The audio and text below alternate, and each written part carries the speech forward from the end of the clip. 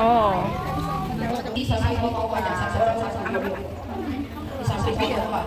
Ayo semuanya berdiri. Satu-satu.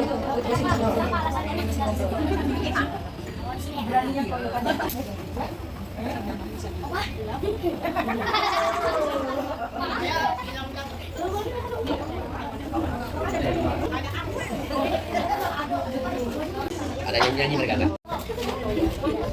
Ayo, apa?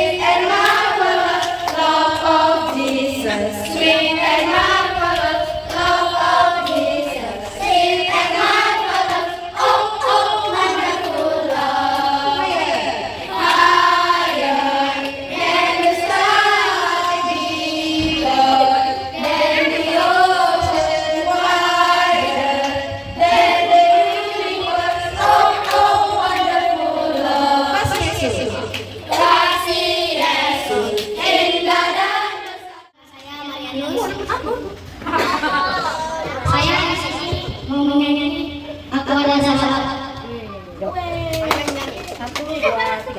Aku ada sahabat yang tinggal padaku.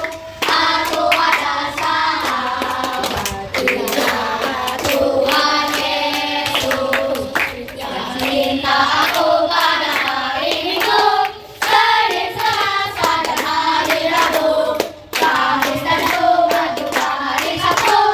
Pujilah Tuhan sepanjang minggu.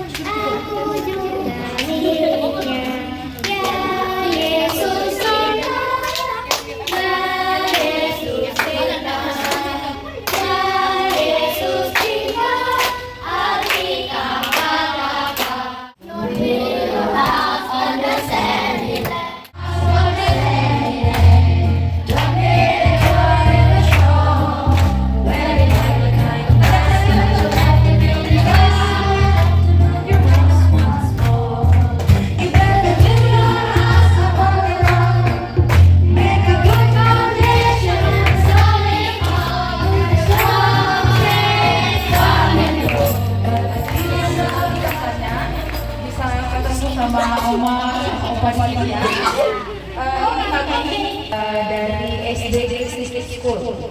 Kami dari Iba. Kami mau berdoa untuk Opa supaya sehat-sehat, diberi kebahagiaan. Ya. Kami juga merasa seperti ketemu nenek sama kakek kami. Ya, masih bisa kan kami datang kapan-kapan kesini lagi ya? Bisa ya Oma? saya apa? Saya lagi ya. Mudah-mudahan pertemuan kita dan lagu yang kita nyanyikan tadi bersama itu menjadi kesukaan bagi orang-orang di sini. Ya. Terima kasih Pak atas waktu yang sudah diberikan kepada kami. Kami boleh berdoa untuk ini? Boleh ya? Oke. Semuanya dicatat, hanya mungkin doa secara Kristen saya izin dulu ya. Kita akan berdoa menurut agama dan kepercayaan kita masing-masing. Kita berdoa. Terima kasih Bapak di surga, waktu yang sangat indah yang Tuhan sudah berikan bagi kami pada pagi hari ini. Kami berada di rumah Anti Jompo yang ada di Yesus. Bapak, adalah sukacita bagi kami dapat bertemu dengan orang tua kami di sini, para pengurus dan Pak Ateng yang menjadi pimpinan di tempat ini. Kami dapat berkenalan dengan ibu, bapak dengan penuh sukacita. Mereka berkumpul di tempat ini karena Tuhan yang sudah memimpin mereka untuk memeliharakan kehidupan mereka sehingga sukacita akan mereka rasakan di masa tua mereka. Bapak yang di surga, kami mau berdoa untuk masing-masing orang tua kami ini. Biarlah Tuhan memberikan kesehatan. Bagi yang sedang sakit dalam fisiknya, Tuhan akan menyembuhkan.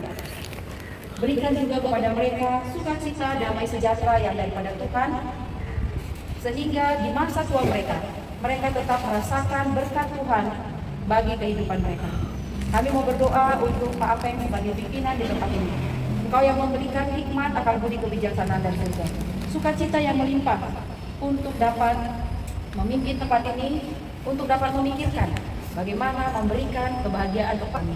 Begitu juga dengan yang ada di tempat ini. Tuhan yang memberkati mereka. Tuhan yang akan mencukupkan segala kebutuhan mereka.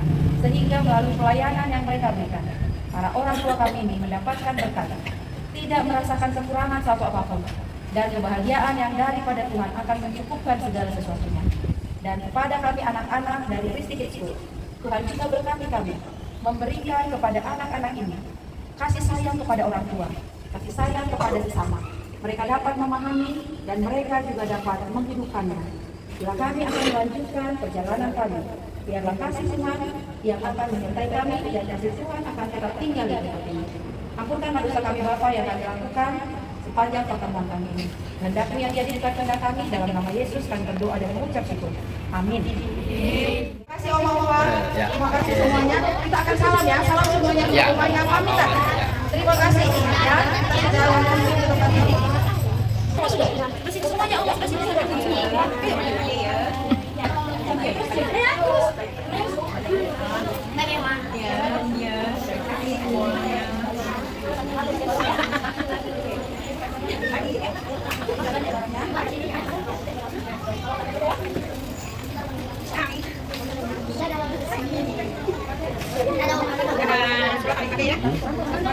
Ya, tahu.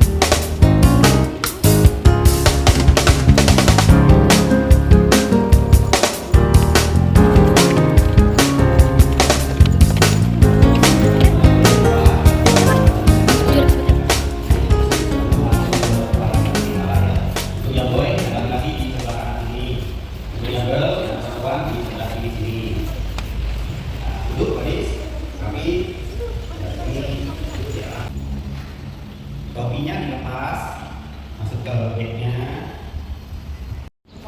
Surat pengantar ya. Kita mau belajar tentang rumah ibadah agama Buddha. Ya, jadi nanti Romo akan sampaikan apa yang perlu kita perhatikan. Jadi semuanya dengar-dengaran. Jadi jangan sampai apa itu agama Buddha.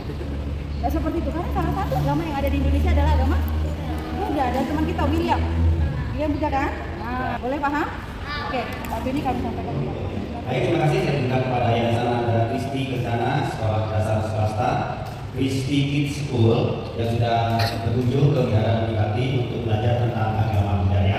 Pertama-tama saya aturkan hormat kepada Ibu Ariani di Suharno SPD selaku kepala sekolah dari SPS Kristi Kids School yang ada di Batam, dan juga para peserta didik dari SPS Kristi Kids School yang sudah begitu berbiara berhati. Sebelumnya kenalkan dulu, nama Romo adalah Upasaka Pandita Cita Santo. Jadi kalau teman di sini biasa panggil saya Romo Cito. Nah, Cito itu singkatan dari Cita Santo. Biasa Romo di sini panggil Romo Cito. Atau banyak juga yang panggil Romo Santo. Kalau di agama Kristen atau Katolik itu Santo itu biasanya orang suci ya. Nama Romo juga bilang sama ya, Cita Santo. Ya. Romo di sini bertugas sebagai pasangan pandita ya. Baik, sebelumnya terimalah terlebih dahulu salam dari Romo, namo Sakyatmani Budaya, namo Budaya. Ya. Adik-adik berkunjung ke Wihara Budi Bakti dalam rangka pembelajaran penting kelas. Nah, Wihara adalah tempat ibadah bagi pemeluk agama Buddha.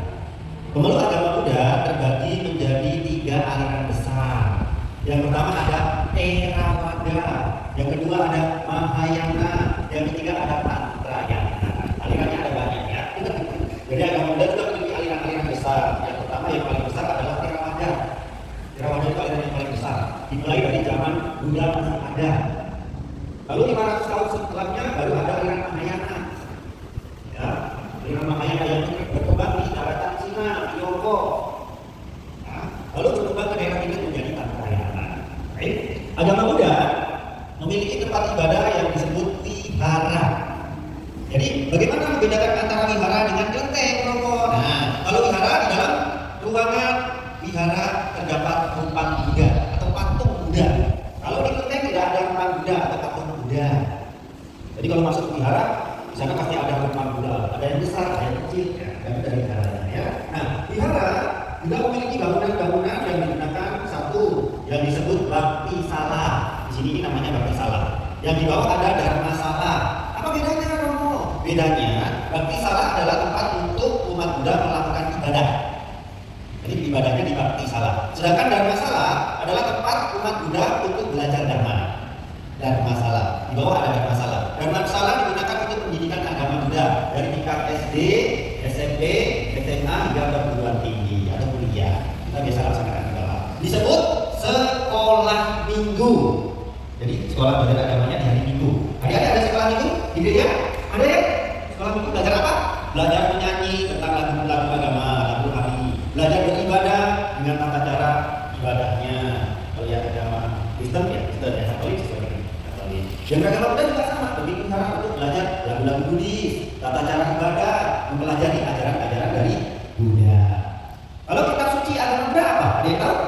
Jadi agama Buddha juga memiliki kitab suci. Apa itu kitab suci agama Buddha? Apa? Tripitaka. Ada ya? Tahu ya? Ya, kitab suci agama Buddha disebut Tripitaka. Kalau kitab suci agama kalian apa? Alkitab.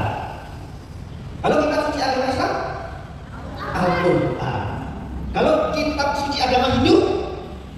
Weda. Jadi kita juga harus tahu, oh yang beragama Buddha juga punya kitab suci ya. Ya, oh agama Islam punya kitab suci. Oh agama Kristen Katolik punya kitab suci. Kitab suci untuk apa? Untuk kita pelajari, untuk kita pakai, untuk kita jalankan dalam kehidupan sehari-hari. Kitab suci agama Buddha. Umat Buddha wajib melaksanakan 5 aturan latihan dalam kehidupan sehari-hari. Kalau agama kalian ada berapa latihannya? Aturannya ada 10 hukum. Ya, ada 10, lebih banyak ya. Ada 10 hukum untuk ditaati oleh umatnya. Kami juga ada 5 aturan latihan yang disebut Pancasila Buddhis. Baca, ada 5. 5 untuk umat rumah tangga. 5 untuk umat rumah tangga. Sedangkan mereka yang menjalani kehidupan sebagai rohaniawan seperti saya melaksanakan 8. Nah, pandita, upasaka pandita, upasaka laki-laki seperti saya itu melaksanakan 8 aturan dalam kehidupan sehari-hari. Lalu rohaniawan yang lebih tinggi disebut biksu dan juga biksuni. Jadi rohaniawan agama Buddha dibagi menjadi 2 bagian. Ada biksu, ada biksuni, ada upasaka, ada upasika. Yang pertama rohaniawan agama Buddha disebut biksu dan biksuni. Yang kedua upasaka, upasika. Kalau untuk agama Kristen atau Katolik disebut pastor, pater, banyak ya? Gak lebih banyak ya? Pendeta saja. Romo juga pandita. Pandita. Kalau untuk adik-adik panggil panggilannya pendeta. Saya pandita. Kalau pandita dalam agama Buddha pakai jubahnya putih, bajunya putih. Kalau biksu atau biksuni pakai jubahnya warna coklat atau kuning, ya, atau merah. Seperti yang di depan. Itu untuk biksu dan biksuni. Bedanya apa? Bedanya kalau pandita masih diperkenankan untuk menikah jika memang mau menikah. Jika tidak, juga tidak apa-apa. Tapi kalau biksu atau biksuni mereka tidak menikah. Saya hanya menjalankan 8 aturan latihan, sedangkan para biku dan bikuni menjalankan aturan sebanyak 227 peraturan. Banyak sekali ya. Banyak.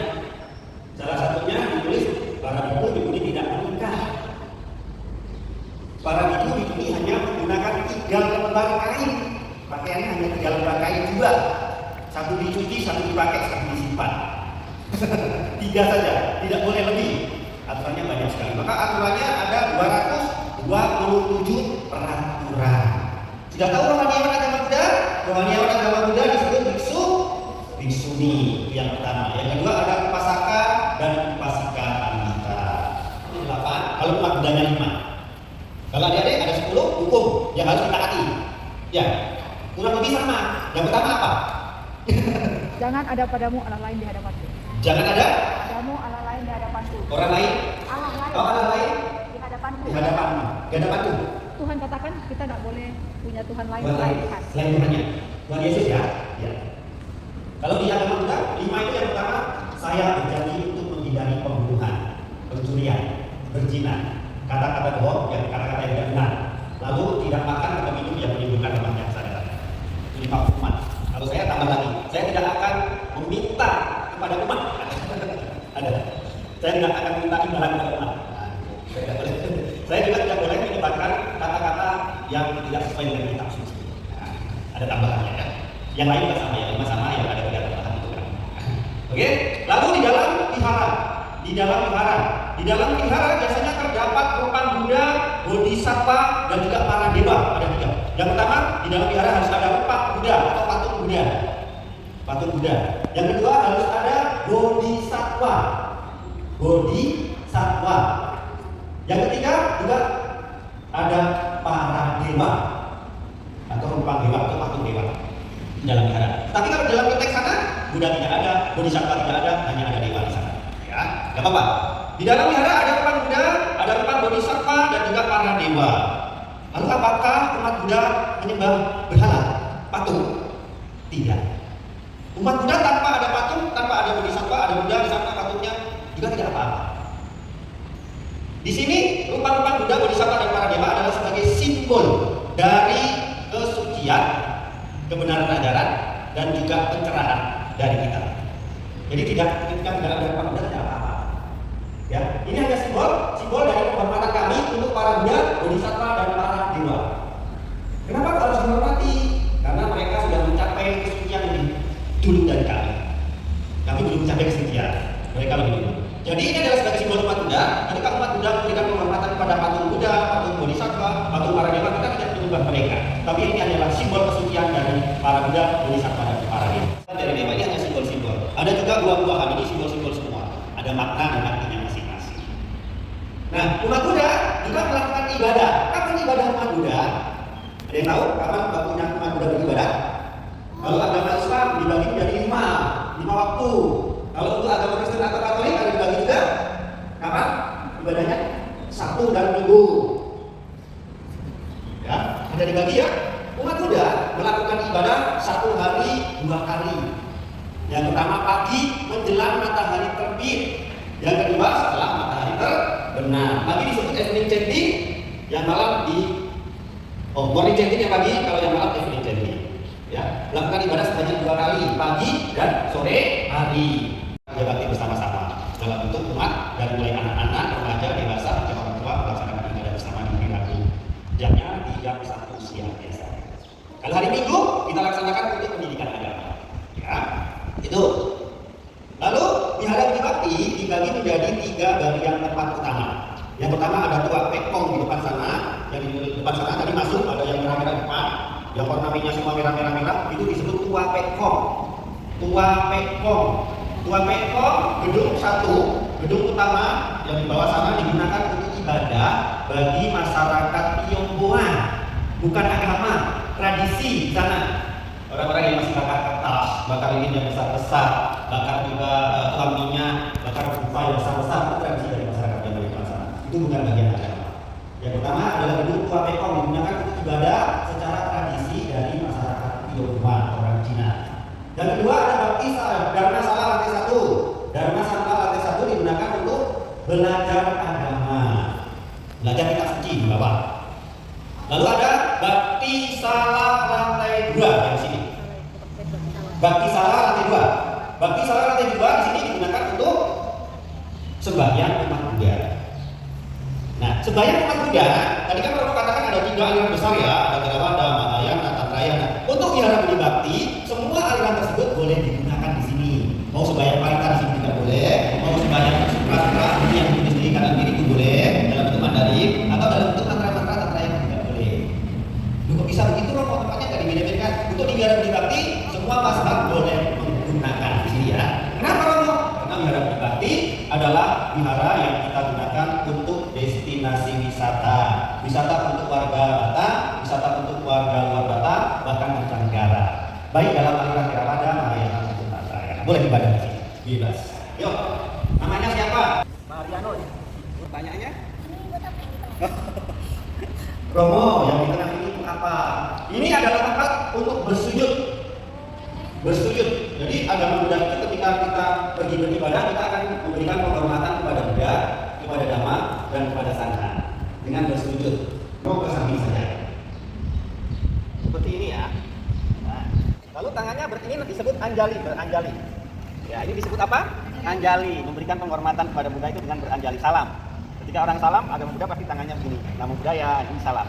Ketika kita datang ke wihara, kita akan memberikan penghormatan kepada Buddha, Dhamma, dan Sangha dengan bersujud. Bersujudnya, tangannya diangkat di atas, diturunkan, lalu ke bawah tangannya kanan dulu, lalu bersujud. Nah, kalau sudah, tangannya diangkat sebanyak 3 kali. Sujud yang pertama mengucapkan Namo Buddhaya, sujud. Lalu sujud yang kedua mengucapkan Namo Dharmaya, bersujud. Yang ketiga mengucapkan Namo Sanghaya, bersujud. Bersujud kepada Buddha, Dhamma, dan juga Sangha. Buddha itu siapa? Buddha adalah guru agung dari para dewa dan manusia, guru kami. Guru dari para dewa dan manusia. Dhamma itu siapa? Dhamma itu adalah ajaran dari Buddha. Sangha itu siapa? Sangha itu adalah penerus dari Buddha yang disebut biksu ataupun biksuni yang melestarikan kitab suci dalam bentuk orang, dalam bentuk hafalan di kepala. Ya, dalam satu hari para biksu itu harus menghafalkan 10 lembar kitab suci. Dia hafalkan, dalam buku itu tugasnya itu menghafalkan kitab suci dalam bentuk oral. Jadi tidak harus membaca, nanti ketika mau sampaikan sesuatu harus membaca, tidak. Dia harus hafalkan kitab sucinya. Kitab suci yang mudah ceritakan itu harus dihafalkan oleh para biku dan bikuni. Dihafal, bait-baitnya dihafal. Bait sekian dia bisa sampaikan karena harus dihafal. Itu tugasnya para biku dan bikuni, para pastor, para pendeta yang harus menghafalkan kitab sucinya. Kalau tidak hafal, bagaimana umatnya percaya? Iya kan? Ya. Itu ya. Ada lagi yang dari itu? Namanya? Lerin. Lerin. Pertanyaannya? Di sini ada dewa bumi. Dewa bumi ya. Romo di sini ada dewa bumi tidak ada, tapi di bawah sana itu ada Romo ya. Dewa bumi itu yang menjaga kita. Bagi kami Buddha percaya bahwa dewa bumi itu menjaga kita, menjaga dari hal-hal buruk yang berkaitan dengan bumi. Ya. Ada, tapi di bawah. Yuk lagi. Manuela. Pertanyaan. Bunga teratai itu melambangkan apa? Romo bunga teratai melambangkan apa? Di dalam agama Buddha, bunga teratai itu melambangkan kesucian. Makanya di dalam wihara-wihara di mana pun pasti ada gambar bunga teratai. Ketika sang bodhisattva calon Buddha Gautama ini lahir, baru bunga teratai itu muncul. Pertanyaannya Michael? Guna patungnya apa? Guna patung ini untuk simbol bagi kami, untuk memberikan keyakinan kami kepada Buddha. Kalau simbolnya adalah Buddha. Kalau kepada bodhisattva juga memberikan keyakinan ke kami kepada para bodhisattva. Di sana ada bodhisattva, ada bodhisattva.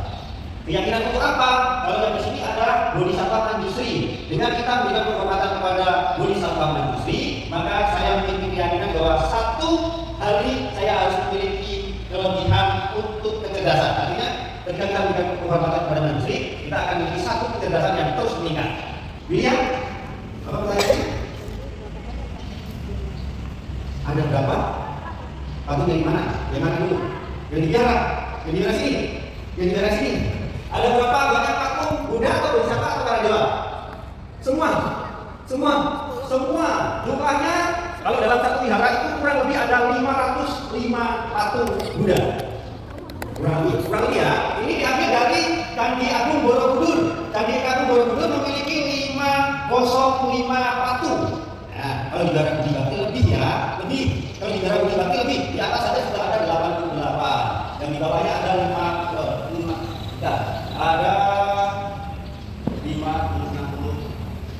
Ada 84 yang di bawahnya. Yang di sana ada 504. Yang di sana ada 504. Udah banyak lebih ya. Ada 1080. Yang di sini lebih. Yang di sini lebih banyak ya. Dari tidak ini Romo. Oh Romo ini apa? Ini disebut mu'i. Ini adalah alat sembahyang bagi kami. Ketika kami memanjatkan di sana ada yang disebut pa-se-pa-fo. Itu artinya adalah kami memuji, memberikan penghormatan kepada 88 Buddha di sana. Yang di sana ada ta-pe-sho. 88 itu patungnya yang ada di atas ya katanya ya. Kalau yang di bawahnya itu ada 84 bodhisattva yang ada di bawahnya. Ini adalah mu'i. Mu'i ini kita gunakan untuk melakukan ibadah dengan menyebutkan nama-nama Buddha atau bodhisattvanya. Menyebutkan nama Buddha atau bodhisattvanya. Seperti di sana. Di sana itu ada ta-pe-sho. Jadi kita panjatkan. Namo Bhoratana Toraye Namo Iye Boroje Bisa Toraye Bodhisattva dan seterusnya. Kita memuji para bodhisattva yang ada di barisan kedua dari atas. Kita sebut satu-satu bodhisattvanya. Jadi Romo dupa itu apa? Dupa itu untuk menunjukkan bahwa seseorang dalam satu hari harus melakukan satu kebajikan seperti yang dilakukan oleh bodhisattva Samakrabhara. Dalam satu hari kita harus melakukan satu kebaikan artinya. Lambang dari dupa adalah harusnya dupa itu tidak bisa melawan arah angin, tapi satu kebajikan bisa melawan arah angin. Artinya apa? Ketika kita menangkapkan satu dupa, maka kita harus memiliki satu tekad untuk berbuat baik. Satu tekad untuk berbuat baik. Upaya yang kita tancapkan, maka asapnya akan ikut arah angin. Tapi satu kebajikan yang kita lakukan akan bisa melawan arah angin. Contohnya, Romo ada di sini, arah angin sedang ke arah barat. Tapi kebajikan yang Romo lakukan bisa ke arah timur. Siapa yang bawa? Maknya yang bawa ke arah barat. Untuk menyampaikan. Oh tadi Romo sudah menyampaikan kepada kita, bahkan bisa ke arah timur, bahkan bisa ke arah utara. Mohon. Apa pertanyaannya? Oh itu bom. Yang ini ya, sama ya. Yang ini adalah genta. Genta itu apa tadi? Mu'i. Jadi apa gunanya genta ini? Genta ini digunakan untuk seperti adik-adik kalau datang ke gereja dengan suara lonceng. Teng adanya untuk apa? Masuk mana? Gereja. Untuk apa? Untuk berdoa. Ini juga sama. Gong ini kita pukul ketika puja bakti atau sembahyang akan dimulai. Menandakan apa? Agar umat yang masih berada di luar segera masuk untuk ikut puja bakti. Dalam agama Buddha ketika memanggil umat untuk beribadah juga dipukul sebanyak 3 kali. Dipukul sebanyak 3 kali. Nanti Romo yang pukul. 1 kali. Biarkan dulu sampai namanya turun. Nanti balikan umatnya di luar. Pukul lagi 1 kali. Masih belum ada datang. Masih baru naik lagi. Pukul lagi 1 kali. Tandanya apa? Tandanya puja bakti atau sembahyang akan segera dimulai. Kalau tidak datang, pukul di panggungnya yang ini, pukul kembalinya ini. Apa ini namanya? Tanggul. Pukul. Kalau datang tanggul.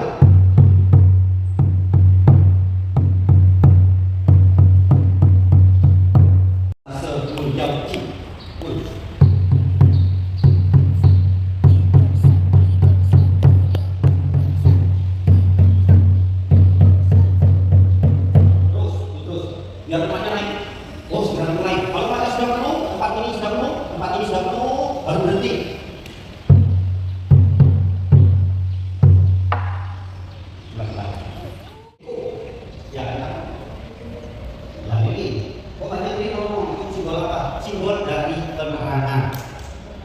ini, satu api bisa menyalakan ribuan api yang lainnya. Satu ajaran Buddha bisa dipakai, bisa digunakan untuk umatnya semuanya. Juga dari penerangan, dari cahaya, dari satu cahaya bisa menerangi alam semesta. Apa itu? Matahari tidak membeda-bedakan umatnya. Matahari akan tetap muncul dari timur, tenggelam di barat. Walaupun kita beragama, saya mau beragama Buddha, kalian beragama Kristen, kalian beragama Katolik, kalian beragama Hindu, kalian beragama Buddha. Satu cahaya bisa menerangi semuanya. Lambang dari di sini kita selalu menyalakan lilin, juga lambang dari penerangan. Tadi kan waktu ada setiap minggu itu ibadah bersama ya, jemaah. Tata cara ibadah jemaah itu seperti apa? Sama. Jadi tata cara ibadah bakti dalam agama Buddha yang pertama dimulai dengan memberikan penghormatan kepada Buddha, Dhamma, dan Sangha, itu sujud. Setelah itu kita panjatkan yang namanya 3 kalimat perlindungan. Saya beriman kepada Buddha, saya beriman kepada Dhamma, saya beriman kepada Sangha. Setelah itu kita panjatkan 5 aturan tadi, bahkan ya, saya berjanji untuk tidak membunuh, mencuri, berzina, berkata dan sebagainya, minuman itu semuanya sudah dipanjatkan. Lalu kita panjatkan dalam bentuk suta. Suta itu ajaran dari Buddha. Kita bacakan biasanya Karaniya Metta Sutta, Patana Sutta, Manggala Sutta, itu suta-suta untuk umat yang bisa kita pelajari, kita praktekkan dalam kehidupan sehari. Lalu kita juga melaksanakan meditasi. Nah, setelah meditasi baru ada dakwah, ada ceramah dhamma. Nah, kalau di sini ada bagi salah, ada dhamma salah di bawah. Ketika sudah selesai di sini, kalau nanti Bante biksunya mau ceramah di bawah harus turun ke bawah. Kalau mau di sini juga bisa langsung. Ada dakwahnya. Setelah dakwah, baru kita melakukan pelimpahan jasa. Pelimpahan jasa itu kita membagikan jasa kebajikan yang hari ini kita sudah lakukan.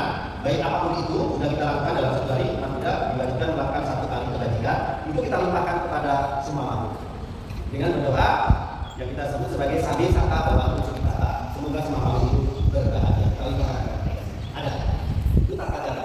Kita kumpul tahunnya semua pas sudah kumpul, kita langsung berikan penghormatan. Setelah memberikan penghormatan, kita memberikan kalimat perlindungan itu pada pada saka, pada kalimat kalau mengajarkan yang disebut suka-sukanya. Mandala juga ada, dan itu paling juga ada. Itu ada dakwah dari pemuka agamanya, baik para itu dipilih ataupun para ulama. Nah, semoga apa yang kita sampaikan bermanfaat bagi kita semua. Dan setelah ini kita boleh jalan-jalan sebentar dan kita nanti pulang ya. Sebelum promo tutup, boleh adik-adik bersila semua, duduk bersila. Nah, duduk bersila yuk. Kamu akan melimpahkan jasa-jasa sebentar ya. Yuk, duduk bersila saja. Tangannya boleh seperti ini, tangannya beranjali yuk. Tangannya beranjali, ya. Baik, adik-adik, kamu akan memberikan pelimpahan jasa untuk adik-adik semua. Jaya Siti Dana Babang Seti